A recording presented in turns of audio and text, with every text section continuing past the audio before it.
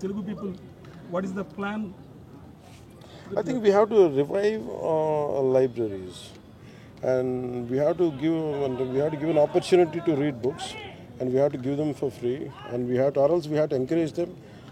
Anybody can come to this particular area, go to this particular library. It is open to all. They can come, they can read, and they can discuss. Maybe sometimes a literary figure should come and educate kids what is the importance of each book and each aspect of literary background. Maybe introducing a writer. People don't know the current generation how much they know about Sri Sri. Someone should be able to explain to the current generation who are in high school or intermediate. They should be able to tell about Sri Sri. They should be able to explain about Chalam Garu. It depends on whichever language, whichever background you are from. You should be able to go back to your roots and tell the prominence, the literary contribution, what they had done for that particular language is very essential. I think we have to revive the library movement. I think entire freedom struggle started with reviving libraries and starting newspapers. I think in the age of social media, I think we have to revive libraries, and we should inculcate book reading in a big way.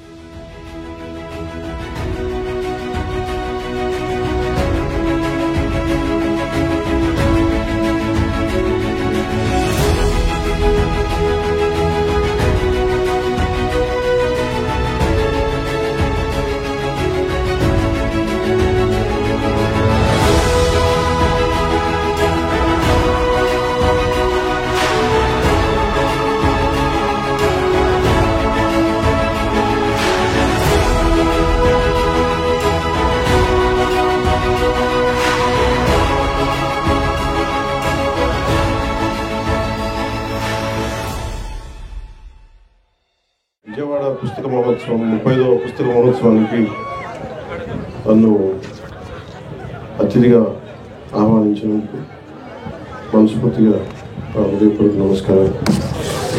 ఇక్కడ చేసిన పాత్రికేయులకి, విశిష్టమైన అతిథులకి, ఇక్కడ విచ్చేసిన అభిమానులందరికీ హృదయపూర్వక నమస్కారం. అలాగే కృతివెంటి శ్రీనివాసరావు గారికి, మానికొండ నాగేశ్వరరావు గారికి, అప్సరస కృష్ణారావు గారికి, శ్రీ లక్ష్మయ్య గారికి, మనోహర్ నాయక్ గారికి మనస్ఫూర్తిగా నా హృదయపూర్వక నమస్కారం.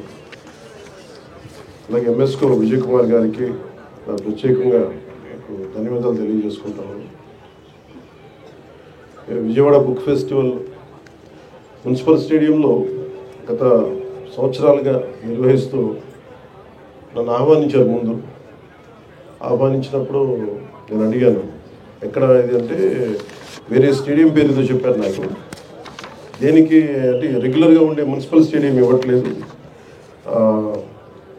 దీనికి అంటే any municipal stadium basically sports కోసం కదా స్టేడియంస్ ఉంది, అందుకని పుస్తకాలకి మన ఈ బుక్ ఎగ్జిబిషన్ మేము అందుకని ఇవ్వట్లేదు అనేది ప్రభుత్వ అధికారులు చెప్పారని మనోహర్ నాయుడు గారు నా దృష్టికి తీసుకొస్తే వెంటనే మున్సిపల్ అడ్మినిస్ట్రేషన్ సెక్రటరీ గారికి, కన్నబాబు గారికి, అలాగే గౌరవ మంత్రి honourable minister for municipal administration and urban development వారికి కూడా తెలియజేశాను, పొంగూరు నారాయణ గారికి కూడా. ఖచ్చితంగా మున్సిపల్ స్టేడియంస్ అనేది దేహదారుఢ్యానికి, రన్నింగ్ కావచ్చు, స్పోర్ట్స్ కావచ్చు. నేను చెప్పింది ఎందుకు ఇవ్వాలి మనం దీనికి అని అనడానికి నేను ఒకటే మాట చెప్పాను, books are the training weights for the mind. శారీరక దారుఢ్యానికి పరిగెట్టడాలు ఇవన్నీ ఎంత అవసరమో పుస్తకాలు కూడా training weights of the mind. అందుకని ఆ మాట చెప్పగానే వెంటనే పర్మిషన్ ఇచ్చినందుకు ముందుగా కన్నబాబు గారికి, పొంగూరు నారాయణ గారికి మనస్ఫూర్తిగా నా ధన్యవాదాలు తెలుపుతాను. ఎందుకంటే మీకు ఎందుకు ఇక్కడే ఉండాలంటే మీకు అందుబాటులో ఉంటుంది, ఇక్కడ సిటీ మధ్యలో ఉండాలి, మీరు రావడానికి బాగుంటుంది. నాకు ఇందాక నుంచి నా పరిస్థితి ఎలా ఉంది అంటే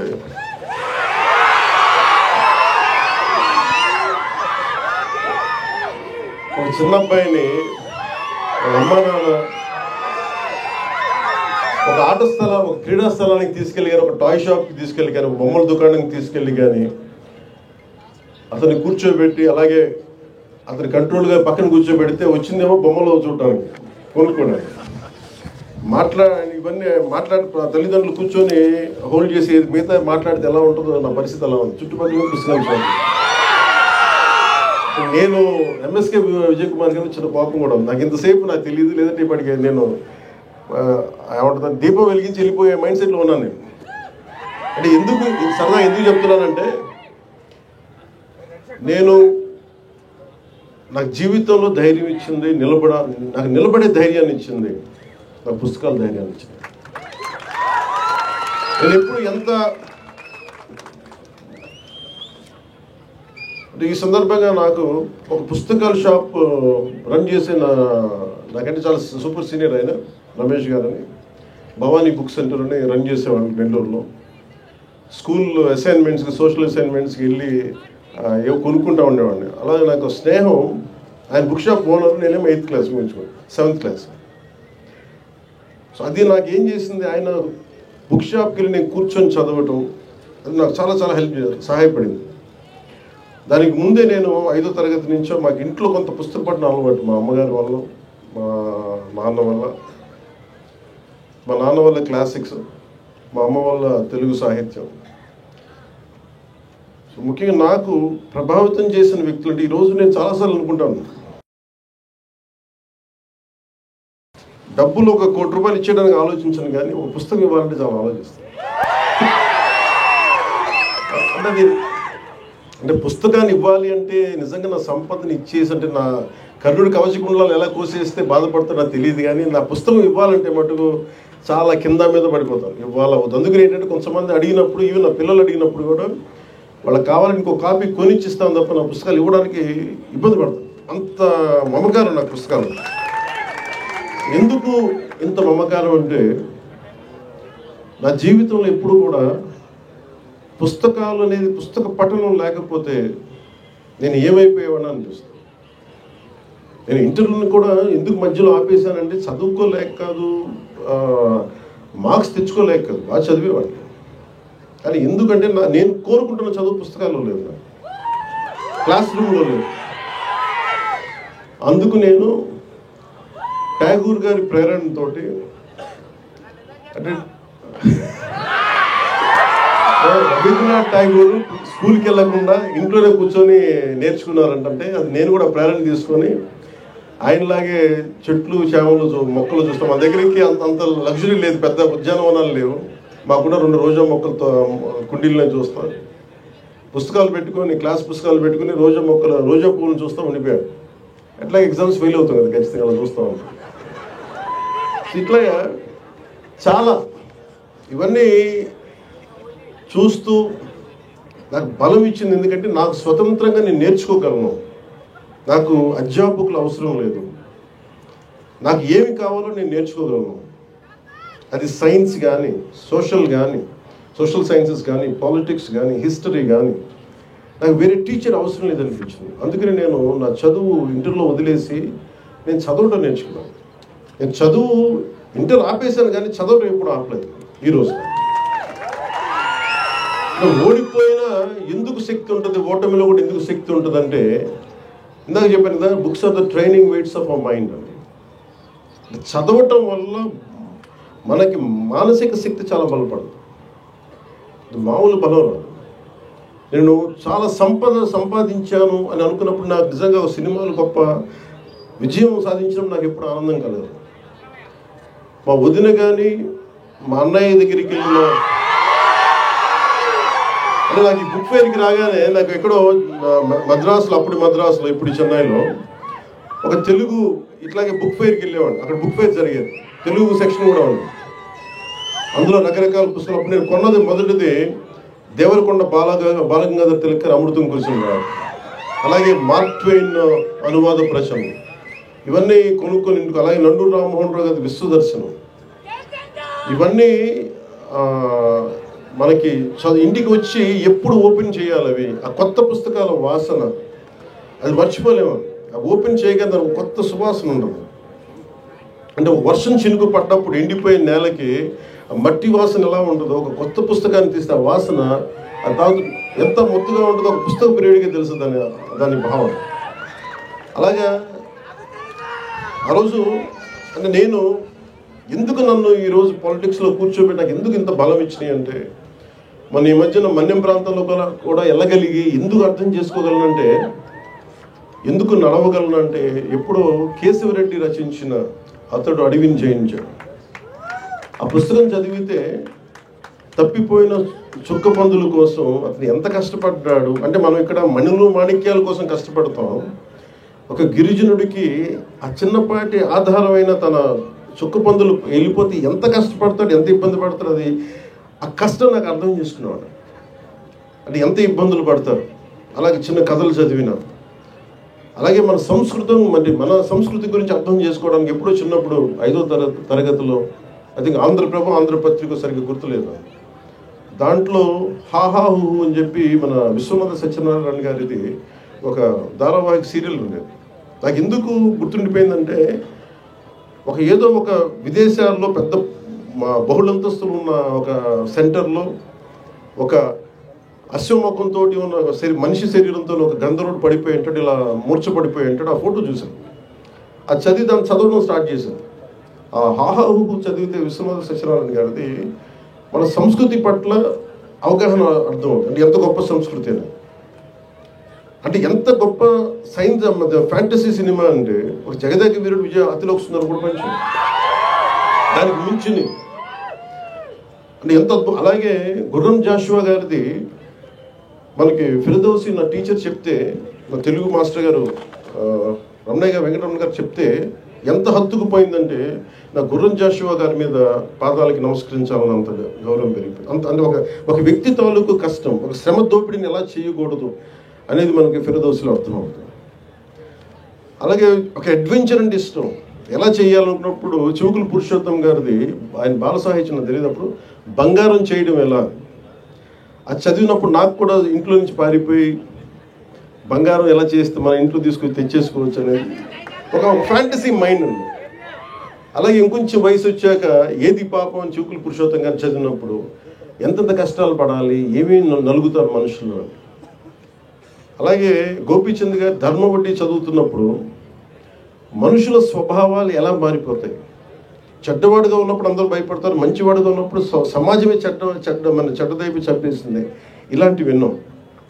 ఇలా ఒక్కొక్క పుస్తకం చదువుతున్నప్పుడు లోపల చాలా తెలియని భావాలు, మనకు సమాజం పట్ల అవగాహన, ఇవన్నీ మనకి కదులుతూ ఉంటాయి. అలాగే విభూతి భూషణ్ బందోపాధ్యాయ గారిది వనవాసి చదివే మెడ్రాస్ చెన్నైలో, మేబీ ఆయన 17-18 సంవత్సరాలు అనుకుంటా. చదువుతున్నప్పుడు ఒక రచయిత కళ్ళకు కట్టినట్టుగా ఒక అడవిలోకి వెళ్తే మోదుగు పూలు ఎలా వికసించుకున్నాయి, అది ఏదో అడవి దహించుకుపోతున్నట్టుందా, ఇలాంటి వర్ణన నన్ను కదిలించేసేది. నన్ను అందుకనే ఒక ప్రకృతి ప్రేమికుని చేసింది వనవాసి అనే ఒక నవల విభూతి భూషణ్ బందోపాధ్యాయ గారు రాసింది. అలా ఒక్కొక్క పుస్తకం ఒక్కొక్కలా ప్రభావితం చేస్తుంది.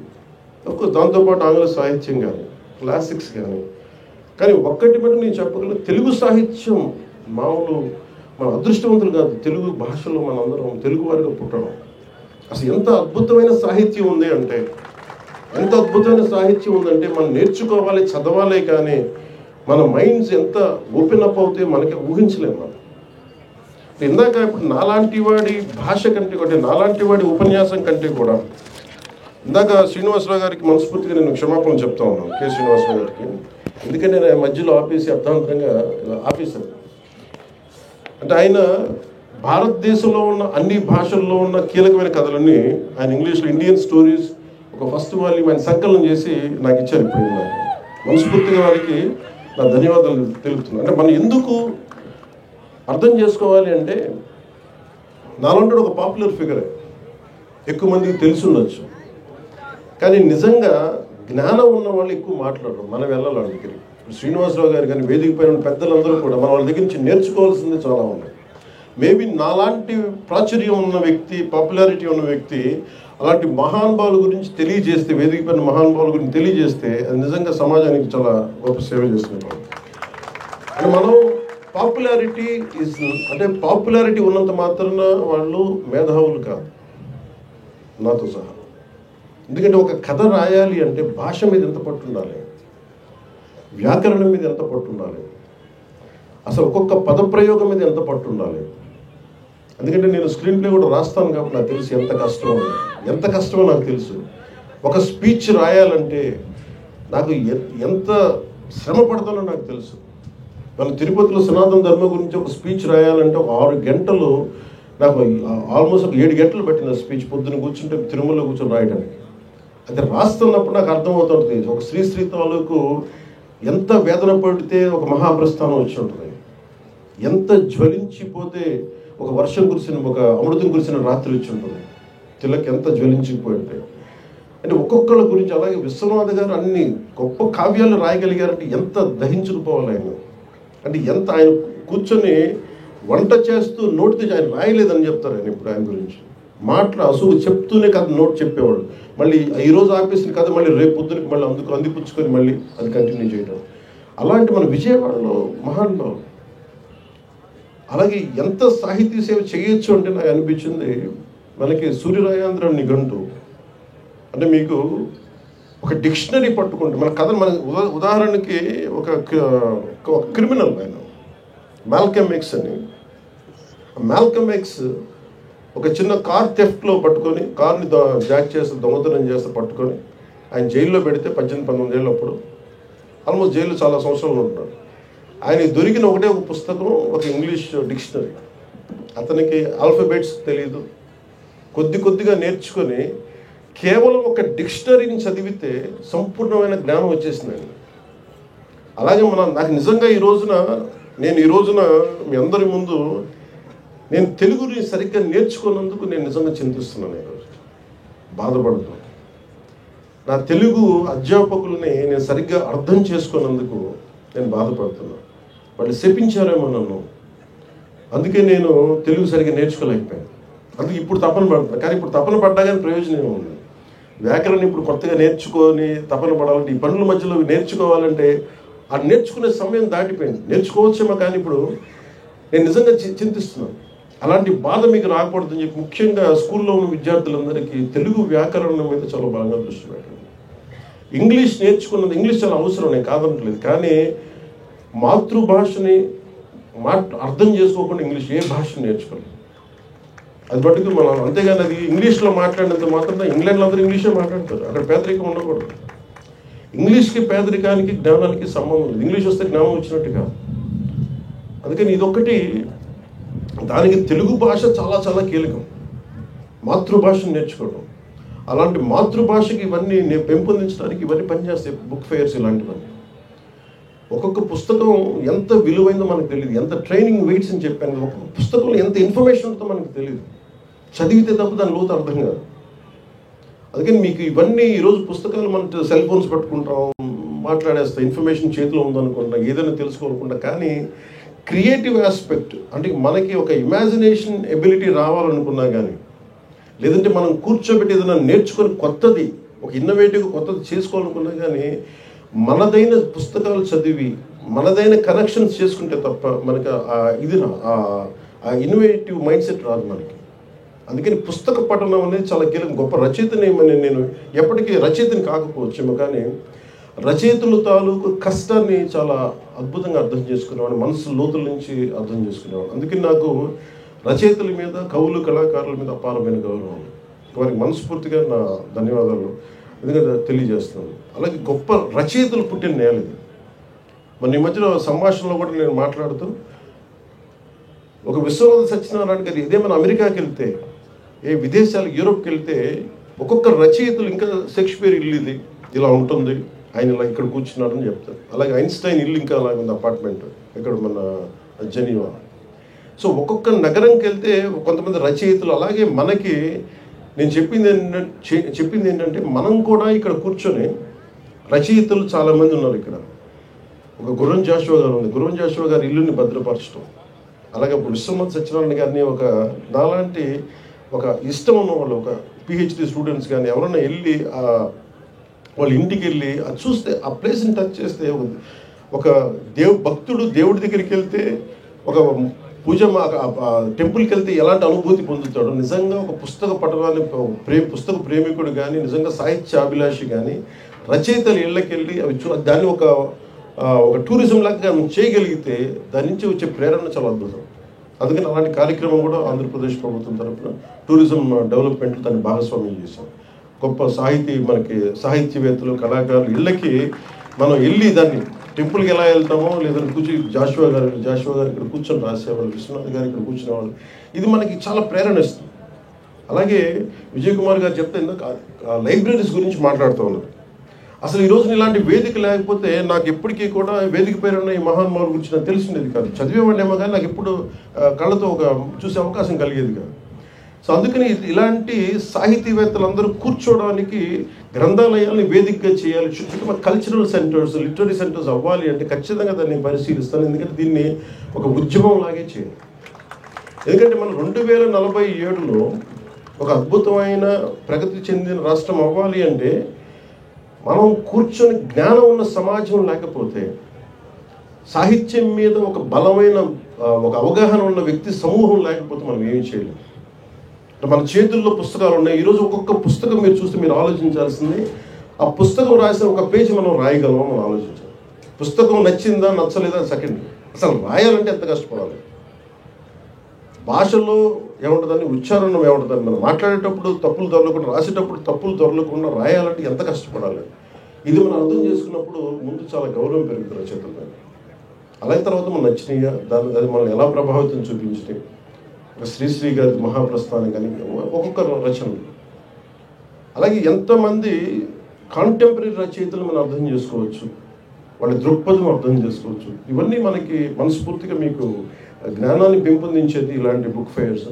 అందుకని మనస్ఫూర్తిగా నేను మనందరికీ ధన్యవాదాలు తెలుపుకుంటా ఉన్నాను.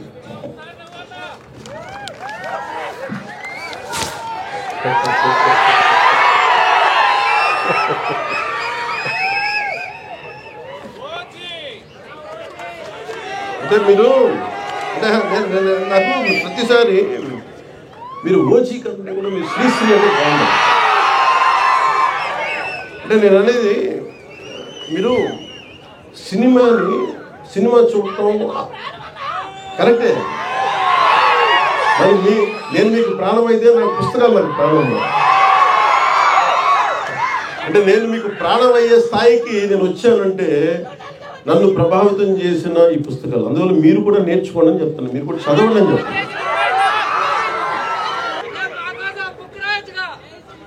అంత జ్ఞానం ఉండి వాడికి నేను నా దగ్గర అర్థం చేసుకునే శక్తి ఉంది కానీ రాసేంత శక్తి లేదు. ఏదో స్పీచెస్ రాసుకోగలను, లేదంటే నా జర్నల్స్ రాసుకోగలను, కానీ ఒక పుస్తకం రాయాలంటే చాలా జీవితం చూడాలి. అలా నాకు సహకారం తీసుకొని రాయడం ఇష్టం. వస్తే రాస్తే సొంతగా రావడం, లేదంటే అంటే యుద్ధం ఎప్పుడు అప్లై చేయాలి. అక్షర యుద్ధం ఒక్కళ్ళ ఆలోచించే మొత్తం మదనం అక్కడి నుంచి రావాలి. భవిష్యత్తు మొత్తం భగవంతుడు మనకి విధి కనుక మనకు ఆశిస్తే మనం ఆ రోజు రాదు చూడు. కానీ నా కోరిక ఏంటంటే సూర్యరాయేంద్ర నిఘంటు పిఠాపురం మహారాజు గారు ఆయన రాశారు. ఆయన డబ్బులు ఇస్తే మన సూర్య ఒక 6 వాల్యూమ్స్ 7 వాల్యూమ్స్. సో సూర్యరాయేంద్ర నిఘంటుని తిరిగి పునర్ముద్రణ జరగాలని నేను చాలా సంవత్సరాలుగా ప్రయత్నం చేస్తాను. మనోహర్ నాయుడు గారికి కూడా తెలుసు. దానికి కొంత డబ్బు ఇద్దామంటే ఏమైపోయిందని మళ్ళీ కూర్చొని కొత్త దాన్ని ఎడిటోరియల్ టీం రావాలి, చాలామంది భాషా శాస్త్రవేత్తలు కావాలి. అందుకని వాటిని ఏం చేస్తున్నామంటే ఇప్పుడు మొన్న గౌరవ ముఖ్యమంత్రి చంద్రబాబు నాయుడు గారి దృష్టికి కూడా తీసుకెళ్ళాం మొన్న దీంట్లో. సో ఈరోజు మన ఏదో మాట్లాడుతున్న దాదాపు 1,40,00,000 1,70,00,000 దాకా అవుతుందని చెప్తా ఉన్నారు చేయడానికి. సో నేను అనుకుంటుంది నేను ఒక 3వ వంతు నేను భరిస్తాను. అలాగే కేంద్ర ప్రభుత్వం, రాష్ట్ర ప్రభుత్వం సహకారం తీసుకొని, అంటే సూర్యరాయేంద్ర నిఘంటు ఎందుకు అవసరం అనడానికి ఇందాక నేను మిస్ అయిపోయింది మాల్కమ్ ఎక్స్ది. అంటే అతను డిక్షనరీ చదివి మహాజ్ఞాని అయిపోయాడు, మా గొప్ప వక్త అయిపోయాడు, సివిల్ రైట్స్ లీడర్ అయిపోయాడు. అట్లాగా డిక్షనరీ చాలా చాలా కీలకం. సో డిక్షనరీస్ మీరు చదవండి. ఎందుకంటే మీకు నేను ఇవ్వగలిగేది నిజంగా మన చేతిని చాలాసార్లు అనుకుంటాను, నా పిల్లలకు కూడా ఇదే చెప్తాను, రీడింగ్ మీరు ఒక అలవాటు చేసుకోండి. పుస్తక పఠనం అనేది నెక్స్ట్ జనరేషన్కి కానీ ఈ జనరేషన్కి కానీ ఎంతసేపు టీవీలు చూస్తాం, ఎంతసేపు ట్విట్టర్ మీద ఉంటాం, ఎంతసేపు సోషల్ మీడియా చూస్తాం. నిజంగా కనుక మన పుస్తకాలు చదివితే మనకు వచ్చే జ్ఞానం వేరు, పోరాటం చేసే శక్తి వేరు ఉంటుంది. నేను చాలాసార్లు కుంగిపోయినప్పుడు ఒక శేషేంద్ర నాకు ఉత్సాహాన్ని ఇచ్చాడు, గుంటూరు శేషేంద్ర. అలాగే నాకు తిరుగుబాటు చేయాలి, గతి మనకు దారి తెన్ను లేదు, కానీ చీకట్లో ఒక దీపంలా కనిపిస్తుంది అనేది నాకు చెప్పడానికి నాకు ఒక దేవరకొండ బాలగంగాధర తిలక్ నాకు దారి చూపించారు. వాళ్ళు ఎవరు నా దగ్గర ప్రత్యక్షంగా ఎవరు లేరు, కానీ వారి మాటలు నాకు గైడెన్స్ ఇచ్చింది. సో అందుకని మీకు ప్రతిదీ ఈ కనిపిస్తున్న ప్రతి పుస్తకం అది మీకు ఒక సంపద, అది మీకు ధైర్యం ఇచ్చేది మీకు. అందుకని ఆ ధైర్యాన్ని మీరు సంపాదించుకోమని. ఎందుకంటే నేను ఒక్కడిని చేసే పోరాటం కాదు, మీలాంటి యువకులు, పెద్దవాళ్ళందరూ కూడా మనం కూర్చొని ఎవరైతే తెలుగు భాషా శాస్త్రవేత్తలు ఉన్నారో, అధ్యాపకులు ఉన్నారో, తెలుగు పండితులు ఉన్నారో, ముందుగా మనం చేసిన సరిగ్గా నేర్చుకున్నందుకు వారి కాళ్ళకి నమస్కారం పెట్టాలి. ఎందుకంటే మీరు ఎంత కష్టపడితే డబ్బులు ఉండవు దాంట్లో. తెలుగు అధ్యాపకులు కావాలంటే డబ్బులు ఉండాలి. మొన్న ఈ మధ్యన స్కూల్లో కూడా చెప్పారు, అధ్యాపకులు హైయెస్ట్ పెయిడ్ వ్యక్తులు అవ్వాలి, జీతాలు వాళ్ళకి ఎక్కువ ఉండాలి. ఎందుకంటే సమాజాన్ని నిజంగా ఒక అధ్యాపకుడు కనుక బలమైన జీతభత్యాలు ఇవ్వగలిగితే సమాజం మారిపోతుంది. ఆ విధంగా నేను కోరుకుంటా ఉన్నాను, అలాంటి జరగాలని చెప్పి. మనస్ఫూర్తిగా నాకు ఈ అవకాశాన్ని ఇచ్చిన ఈ మొత్తం ఈ బుక్ ఫేర్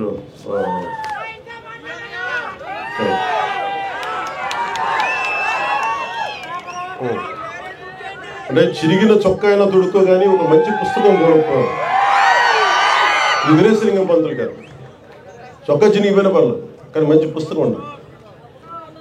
అలాగే మనకి పుస్తకాలు లేకుండా నేను రోడ్డు మీదకి బయటికి రాను. ఇప్పుడు నేను చాలాసార్లు వెళ్ళినప్పుడు నాకు భయం వచ్చేసి పుస్తకాలు పక్కన లేకపోతే ఏదో కోల్పోయినట్టు.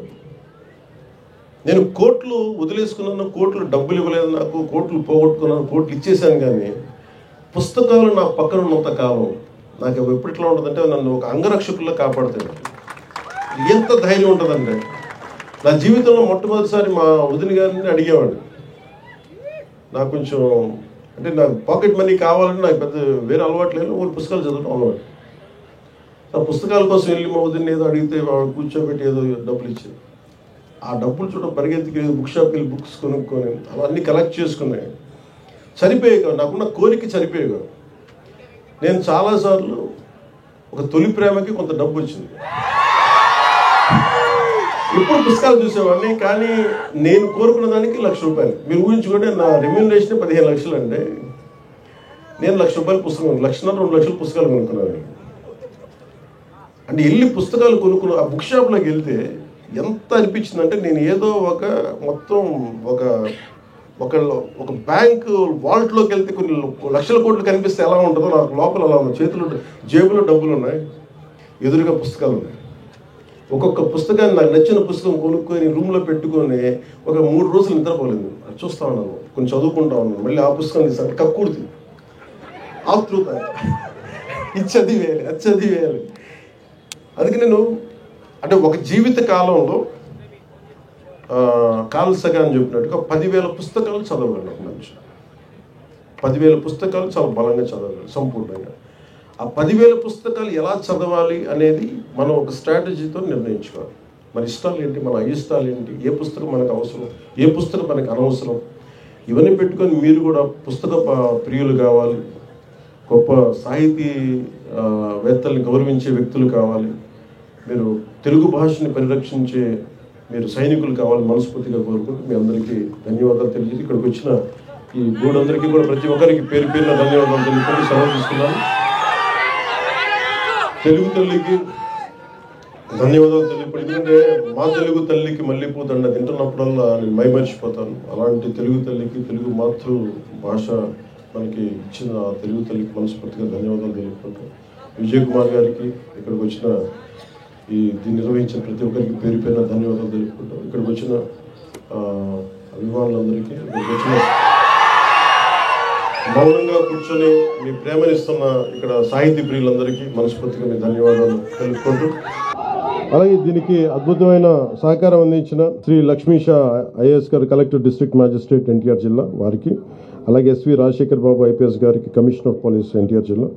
సో ఇక్కడ ఉన్నటువంటి 294 బుక్ స్టాల్ ఆర్గనైజర్స్కి, మీడియా మిత్రులకి అందరికీ కూడా నా ధన్యవాదాలు తెలుపుకుంటూ, ముఖ్యంగా ఎంఎస్కో విజయ్ కుమార్ గారికి, సభాధ్యక్షులు వారికి నా ధన్యవాదాలు తెలుపుకుంటూ, అలాగే కలిశెట్టి అప్పలనాయుడు గారికి, గౌరవ పార్లమెంట్ సభ్యుల వారికి కూడా నా ధన్యవాదాలు తెలుపుకుంటూ, శ్రీ నాగేశ్వరరావు గారు ఈనాడు ఎడిటర్, శ్రీ శ్రీనివాసరావు గారు సాహిత్య అకాడమీ కార్యదర్శి, శ్రీ అప్సరస కృష్ణారావు గారు కవి, journalist, Shri Lakshmaiah Vijayawada book festival society అధ్యక్షులు, శ్రీ టి మనోహర్ నాయుడు గారికి విజయవాడ బుక్ ఫెస్టివల్ సొసైటీ కార్యదర్శి, వీరందరికీ కూడా మరోమారు నా ధన్యవాదాలు తెలుపుకుంటూ మీ అందరికీ కృతజ్ఞతలు తెలియజేసుకుంటాం. అందరికీ ప్రేమగా పివి నరసింహారావు గారిని పిలుచుకుంటాం. అప్సరస్సు కృష్ణారావు గారు నా చేత ఈ రిలీజ్ చేయించినందుకు మనస్ఫూర్తిగా వారికి నా ధన్యవాదాలు తెలుపుకుంటున్నాను. అంటే పివి నరసింహారావు గారి గురించి చెప్తారు. ఆయన మొత్తం సర్ది పెట్టేసుకొని ఇంక నేను ప్రధానమంత్రి ఇవన్నీ ఢిల్లీలోకి రాజకీయాలు లేవని చెప్పి ఆయన ఉన్నదల్లా ఆయన గ్రంథాలయాన్ని తిరిగి ఆయన కరీంనగర్ దగ్గర నేను సొంత గ్రామానికి తీసుకెళ్ళిపోతా ఉంటే అప్పుడు ఆయన ప్రధానమంత్రి అయ్యారు. ఆ సమయంలో ఆయన రాస్తుంది ఏంటంటే సహస్రఫండ్ అని, 1000 పడగలు, విశ్వనాథ సత్యనారాయణ గారి 1000 పడగలు హిందీలో అనువదిస్తా ఉన్నాం. ఆ సమయంలో ఆయన ప్రధానమంత్రి, మళ్ళీ ముగించుకొని ఆయన ప్రధానమంత్రి అయ్యారు. అంటే అలాంటి సాహితీవేత్త, అంటే చాలా బహుభాషలు మాట్లాడగలిగే ఒక గొప్ప వ్యక్తి. అంటే ఆయన గురించి నేను చెప్పమంటే నాకు స్థాయి లేదు. నేను పివి నరసింహారావు గారి గురించి నేను గౌరవంగా ఆయన కాళ్ళ మీద పడి నమస్కారం చేయగలిగే స్థాయి తప్ప ఆయన గురించి మాట్లాడే స్థాయి ఇంకా నాకు అంత జ్ఞానం లేదు. ఆయనకి జ్ఞానం వచ్చిన ఒక రోజున పివి నరసింహారావు గారి గురించి చాలా బలంగా మాట్లాడతాను. కానీ ఒక్కటి నా కోరిక ఏంటంటే, ఢిల్లీలో ఒక తెలుగు ప్రధానమంత్రికి దేశం ఆర్థిక సంస్కరణలే మూలాలని మార్చేసిన వ్యక్తి, ప్రపంచానికి ఓపెన్ చేసిన, ఈరోజు అభివృద్ధి జరుగుతుంది, హైవేలు పడుతున్నాయి అంటే అది పివి నరసింహారావు గారి కారణం. దానికి అండగా ఉన్న మన్మోహన్ సింగ్ గారు. అంటే అలాంటి పివి నరసింహారావు గారికి అక్కడ సరిగ్గా ఖనన కార్యక్రమాలు సరిగ్గా జరగలేదు. ఆయనకి నివాళులు అర్పించుకుందామంటే అక్కడ సమాధి లేదు. మనందరం కూడా ఈ రోజున మన ఒక సంకల్పం ఏంటంటే, ఒక పుస్తకం ప్రియుడు 1,00,000 మంది మెదళ్ళని కదిలించగలడు. ఒక మేధావి 1,00,000 మంది మెదళ్ళని కదిలించగలడు. 1,00,000 మంది రోడ్డు మీదకి వచ్చే వాళ్ళకంటే కూడా 1,00,000 మంది మెదళ్ళని కదిలించగలిగే మేధావులందరూ అందరూ ఒక తాటిపైకి వచ్చి ఢిల్లీలో ఆయనకి నివాళులు అర్పించడానికి, ఆయనకి సమాధి అక్కడ పెట్టడానికి ఒక స్మృతి చిహ్నం కావాలి అంటే అది పెట్టేలా మనందరం తెలుగువారిగా ఏకమై అది మనం వెళ్ళేలాగా మనం దాన్ని దాన్ని ఎస్టాబ్లిష్ చేసేలాగా మనందరం ఒక ఉద్యమంలో తీసుకెళ్ళాలి. ఆయనకి అక్కడ స్మృతివనం ఏర్పాటు చేయాలి అనేది అనేక కోట్లాది మంది తెలుగు ప్రజల నాది కూడా గాఢమైన ఆకాంక్ష. అలాగే నాకు ఇష్టమైన పుస్తకాలు అని చెప్తే తెలుగులో చాలా ఉన్నాయి. ఇందాక చెప్పినట్టు వనవాసి, అలాగే చివుకుల పురుషోత్తం గారిది ఏది పాపం అని నేను నేర్చుకున్నాయి. అలాగే ఇంగ్లీష్లో బాగా ప్రభావితం చేసిన వి ద నేషన్, మన నాని పాల్కివాలా గారిది we the nation and we the people. The list goes on, చాలా ఉంది ఆ లిస్ట్. కానీ ఎప్పుడన్నా మీరు కోరుకున్నట్టుగా ఇలా సభలో కాకుండా అప్పుడప్పుడు నా ట్విట్టర్ని వేదికగా చేసుకుని దాంట్లో చెప్తూ ఉంటాను. ఇదివరకు పెట్టేవాడిని, కానీ మరీ కొంచెం అతిగా ఉంటుంది, ఎక్కువ మన షో కొడుతున్నాడు అనుకుంటారని చెప్పి నాకు ఇబ్బంది. అంటే ఒకసారి